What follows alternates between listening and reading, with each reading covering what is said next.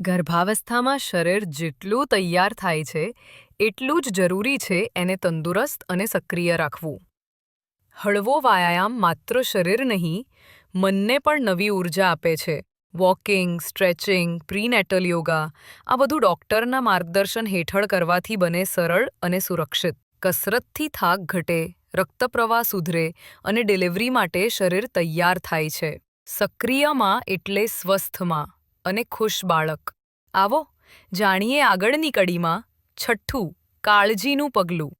Follow કરો દેવ hospital અને સેવન sense hospital, જ્યાં દરેક મા માટે છે ખાસ માર્ગદર્શન અને સંભાળ.